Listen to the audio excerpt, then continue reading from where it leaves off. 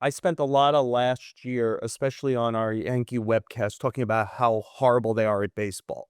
And they kept doing the nothing to see here, nothing to see here, and it only cost them a World Series. And then they wanted to alibi the World Series as one inning, one game. Then they complained, well, Joe Kelly and Miguel Rojas, like they were at what point do you say it isn't one game? It isn't one series. It's not superficial players on the Dodgers. It's not a week. This was like they are in for multiple years now, for at least the last 3 seasons, they have a period in the second half where they have runs like this, where they play well under 500 for sustained periods of time.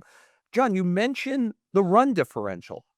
This is the run differential of a team that should be comfortably in first place in this division. At some point, this is a terrible reflection on Aaron Boone and his coaching staff of like you're just not getting the most out of the group. You allow it to go into a death swirl at about this time every year. Now, if you want to say then Aaron Boone pulls them out of it and they're fine, I assume they'll probably pull out of this and be fine.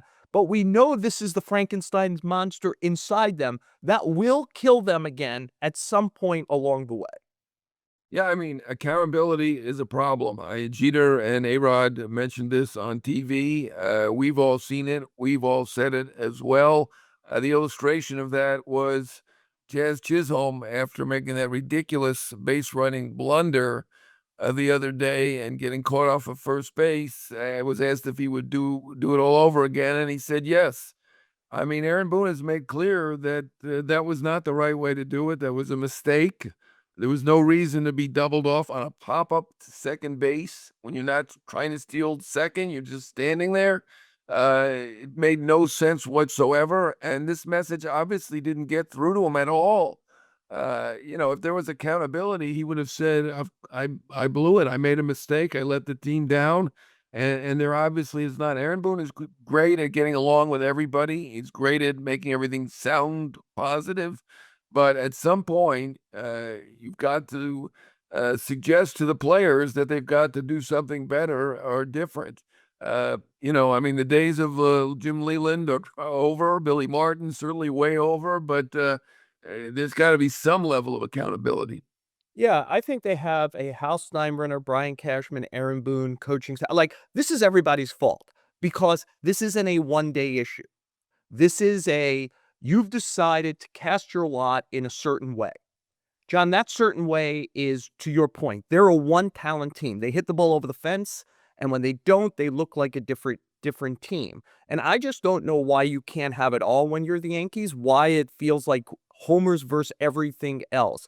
And John, I wonder what you think about this. It's a thought I've had in my head watching them obviously play poorly these last few years when it comes to technical baseball.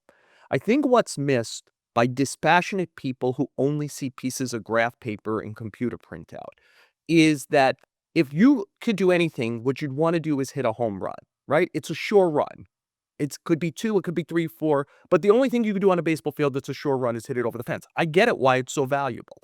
But when you don't see what the energy, momentum, what it does to your dugout, what it does to their dugout, what it does to a visiting crowd, what it does to a home crowd, when you hustle a double, when you hustle a triple, when you execute well on the field, when you execute a bunt, like there's certain, and by the way, when you're concentrating on stuff like that, it makes you sharper all the time to be able to win a game when the ball doesn't go over the fence, which sometimes it doesn't, often in the postseason.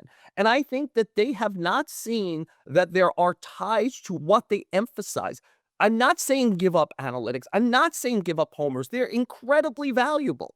But the indifference to the other stuff, which all feels like box checking and bullshit when they say things like, oh, we work on that, or we're as good as that as anyone in the league. We all have eyes. You're not as good at that as everyone in the league. Yeah, I mean, they were quick to adapt to the analytics and the home runs and the on base percentage, and that paid off. But now there seems to be a cycle, and the teams that are putting the ball in play, like Toronto and Milwaukee, and teams that don't strike out, are uh, actually performing better. It's not all about the home run, and there's more to the game than hitting the ball over the fence. And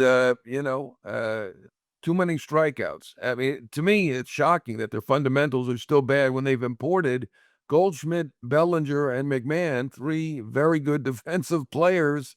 Overall, it still seeps in there somehow. Uh, I really, it's really shocking what's going on with this team, and to be swept in against Miami. I mean, that's really another illustration of what's gone on here. Now, give Miami credit. They were 16 under. Now they are 500. So they're obviously playing better, but they're a team that's got speed, that puts the ball in play, that's got youthful energy. Yankees don't have any of those things right now.